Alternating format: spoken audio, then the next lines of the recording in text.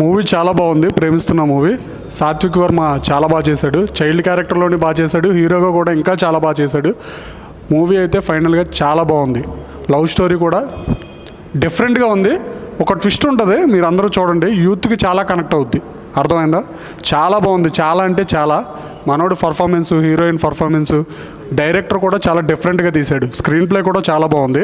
మీ అందరికంటే తప్పకుండా చూడండి. ఫ్యామిలీతోని యూత్ దీనికి చాలా కనెక్ట్ అవుతారు. చూడడం కదా, ఒకసారి చూడండి, మళ్ళీ కూడా చూడాలనిపిస్తుంది. ఓకేనా? ప్రేమిస్తున్న సినిమా చాలా ఎక్సలెంట్గా తీశారు డైరెక్టర్.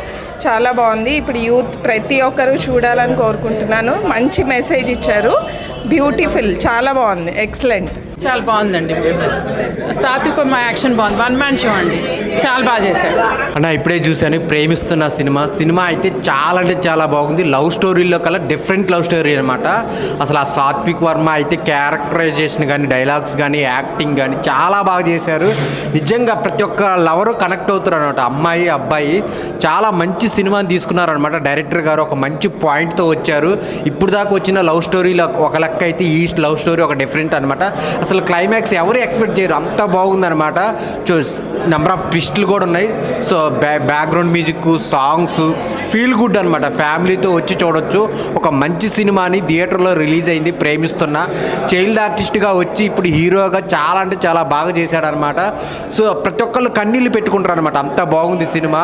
థియేటర్కి వచ్చి చూడండి ప్రేమిస్తున్న మూవీ.